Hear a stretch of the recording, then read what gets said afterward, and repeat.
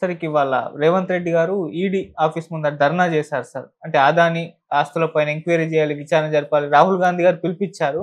దీనిపైన అంటే మీ ఒపీనియన్ ఏ విధంగా చూస్తారంటారు సార్? దీన్ని కేటీఆర్ గారు కూడా కౌంటర్ ఇచ్చారు. అసలు అదాని మంచోడా చెడ్డోడా ముందు మీ పార్టీ డిసైడ్ చేసుకొని ఆ తర్వాత ధర్నా చేయండి అని కూడా అంటున్నారు. మీరేం చెప్తారు? ఒక్కటి జరిగిందిలేండి. ఈడీ కానీ, సిబిఐ కానీ, ఎన్ఐఏ కానీ ఇవి పూర్తిగా రాజకీయ సంస్థలుగా మారాయి. ఓకే. వీటికి ఒక కాలంలో సిబిఐ ఎంక్వైరీ అంటే జనమంతా నిష్పక్షపాతంగా, ఎన్ఫోర్స్మెంట్ డైరెక్టరేట్ అంటే దానికి నిజంగానే అన్యాయం జరిగిన చోటుకు వెళ్తారు అనేది ఒక గౌరవము, ఒక విశ్వసనీయత. అది చాలా కాలంగా ఈ సంస్థలకు ఉంది. ఈ సంస్థలు ఇండిపెండెంట్ కూడా ఒక రకంగా. కానీ గత 10-15 ఏళ్ళుగా ఈ సంస్థలను కంప్లీట్గా రాజకీయంగా పనిచేస్తున్నాయి అనేది అది స్పష్టంగా తెలుస్తుంది.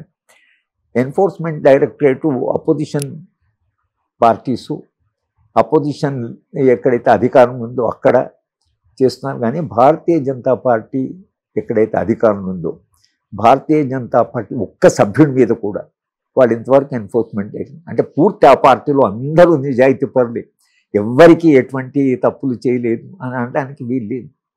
సరకంత ఇదే కదా. కనుక నేను అనుకోవడము ఎన్ఫోర్స్మెంట్ డైరెక్టరేట్ పొలిటికల్ అయింది కాబట్టి వాళ్ళు దాన్ని పొలిటికల్గా యూజ్ చేస్తున్నారు, వీళ్ళు పొలిటికల్గా అపోజ్ చేస్తున్నారు. ఓకే. ఇది రెండు జరుగుతున్నది. ఇది పొలిటికలే, అది పొలిటికలే. ఈ మధ్యనే ఎన్ఫోర్స్మెంట్ డైరెక్టరేట్ ఉన్న విశ్వసనీయత ఇంకా దెబ్బతింటుంది. అంటే సంస్థల విశ్వసనీయత దెబ్బతింటే ప్రజాస్వామ్యానికి చాలా ప్రమాదం. అంటే ప్రజలకు ఒక విశ్వాసం ఉండాలి.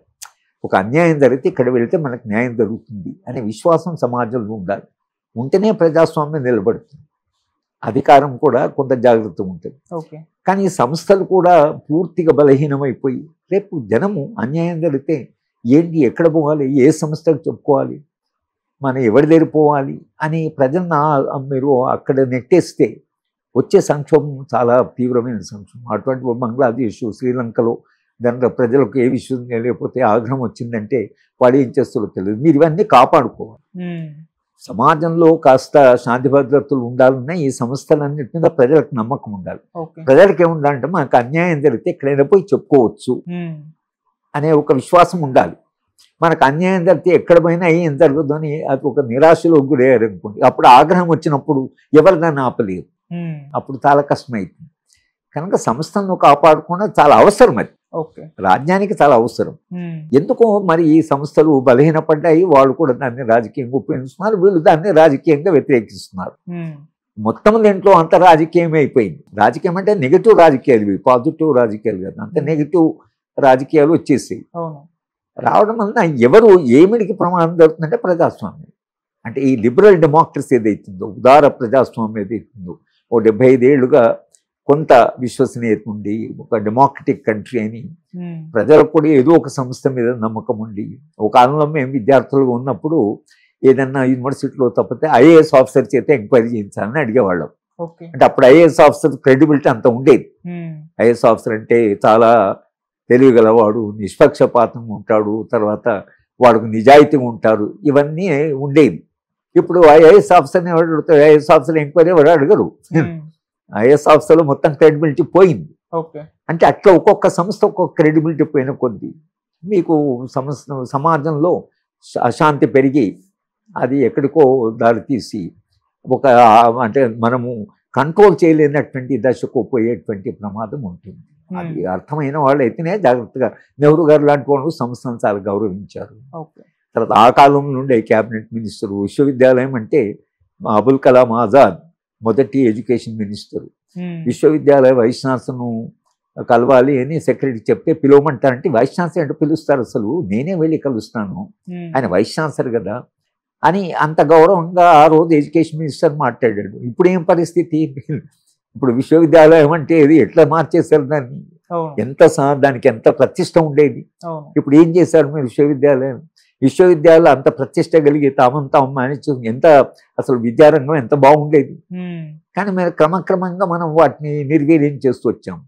ఇవాళ ఐఏఎస్ ఆఫీసర్ వైస్ ఛాన్సలర్ రమ్మంటాడు, ఆ రోజు మినిస్టరే నేను పోయి కలుస్తాను అన్న దగ్గర నుంచి ఇవాళ ఐఏఎస్ ఆఫీసరు గ్రాడ్యుయేషన్ పాస్ అని ఆయన వైస్ ఛాన్సలర్ ఓ విశ్వవిద్యాలయానికి వైస్ ఛాన్సలర్ ఆఫీస్కి రమ్మంటాడు, వీళ్ళు కూడా అక్కడ పోతున్నారు.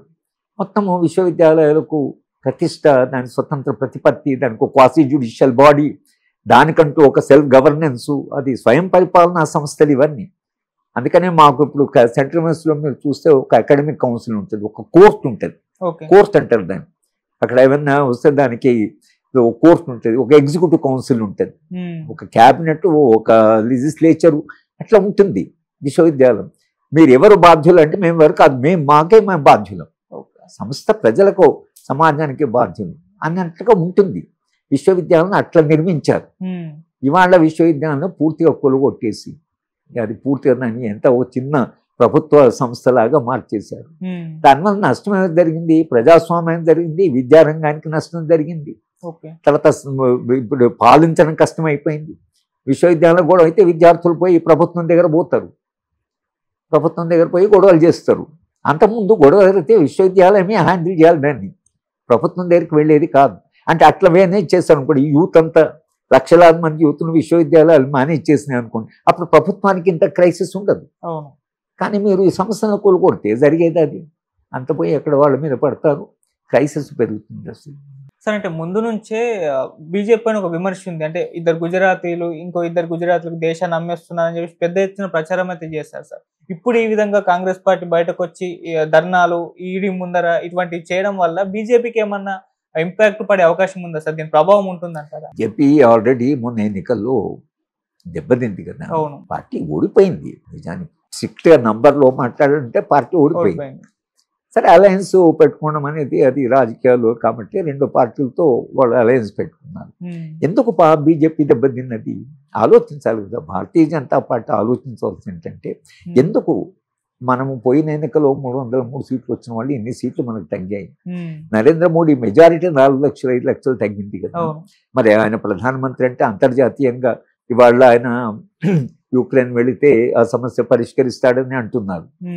తర్వాత ఆయనకు క్యారిస్మా ఉన్నది అనేది వాస్తవమే, ఆకర్షణ శక్తి ఆయనకు ఉండేది. కానీ వాళ్ళు ఎందుకు మనం దెబ్బతిన్నామనేది ఆలోచించాలి కదా పార్టీ. ఆలోచించకపోతే ఇవాళ కాంగ్రెస్ పార్టీ వాళ్ళు చేస్తున్నది ఏదైతే భారతీయ జనతా పార్టీకి ఇవాళ కాంగ్రెస్ పార్టీకి ఒక విశ్వాసం వచ్చి అంటే మొన్నటిదాకా విశ్వాసం లేదు. మొన్నటి ఎన్నికల తర్వాత అపోజిషన్ పార్టీస్కి ఒక కాన్ఫిడెన్స్ వచ్చింది, ఈ పార్టీని మనం ఎదుర్కోగలం, రేపు ఎన్నికల్లో ప్రజలు మనకు ఓట్లు వేస్తారు అనే విశ్వాసం వచ్చింది. దానివల్ల ఏం చేస్తున్నారు వీళ్ళు, ఈ సంస్థల ముందు పోయి, ఎందుకంటే వాళ్ళు చాలా సఫర్ అవుతున్నారు, సంస్థల ముందర డెమాన్స్ట్రేషన్ ఇవన్నీ చేస్తున్నారు. ఇక్కడ దాకా రానివ్వకూడదు అసలు రాజకీయాలు. కనుక భారతీయ జనతా పార్టీకి తప్పకుండా అది నష్టమే. ఎందుకంటే మీరు ఈ సంస్థను మీరు ఉపయోగిస్తున్నారని ప్రజలు దాన్ని నమ్మడం మొదలు పెట్టారనుకోండి, అప్పుడు నమ్మడం మొదలు పెట్టిన తర్వాత పార్టీకి చాలా దెబ్బ తగులుతుంది.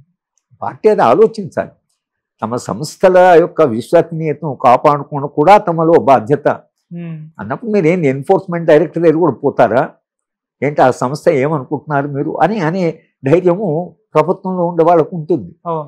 కానీ వాళ్ళు ఎన్ఫోర్స్మెంట్ చేస్తే ప్రజలు కూడా దాన్ని అంగీగా ఉంది, నిజమంతా రాజకీయాలు కనుక వాళ్ళు పోయి డెమాన్స్ట్రేట్ చేస్తుంది. ఒక కాలంలో మీరు ఊహించలేరు, ఓ యూపీఎస్సీ ముందరను, ఓ సుప్రీంకోర్టు ముందరను, ఒక సంస్థ ముందర, ఓ సిబిఐ ముందరను డెమాన్స్ట్రేట్ చేసి ఇదేంటి ఆ సంస్థల దగ్గర మనం చేయడం ఏంటని వీళ్ళు భయపడేవాళ్ళు, ప్రజలు కూడా దాన్ని విశ్వసించి. ఇవాళ ఆ పరిస్థితి లేదు, సంస్థలు నిర్వీర్యం కావడం వల్ల ఇక్కడ దాకా వచ్చింది. కనుక ఇంకా ఇది పొలిటికల్, గెలవాలి ఎన్నికల్లో. కాంగ్రెస్ పార్టీకి ఒక హోప్ వచ్చింది, కనుక మిగతా పార్టీ కలిసి మనం అధికారంలోకి వస్తామని విశ్వాసం తెలంగాణలో జరిగింది. అది కాంగ్రెస్ పార్టీ అధికారంలోకి వస్తే ఎవరు అనుకోలేదు, అస్తిత్వం నుంచి వచ్చిన పార్టీ. ఇప్పుడు డిఎంకే పార్టీ ఉందనుకోండి, డిఎంకే పార్టీ జాతీయ పార్టీని ఓడించమని ఎవరిని, ఏ జాతీయ పార్టీని, భారతీయ జనతా పార్టీని ఓడించమని డిఎంకే. తెలంగాణ అలా ఉండవలసింది, పోరాడి ఇంత 50 ఏళ్ల పోరాటం, దీనికి ఒక అస్తిత్వము, దీనికి ఒక పాటలు, దీనికి ఒక సాహిత్యము, దీనికి ఒక చరిత్ర, దీనికి ఒక ఉద్యమ చరిత్ర, త్యాగాలు ఇంత ఉన్న తెలంగాణని మనం ఏం చేశాము, పూర్తిగా దాన్ని బజార్లో పెట్టి దాన్ని బలహీనం చేయడం వలన ఇవాళ ఆ పార్టీ దాని పరిణామాలు ఎదుర్కొంటుంది. భారతీయ జనతా పార్టీ కూడా సంస్థలను బలహీనపరిస్తే రేపు రాబోయే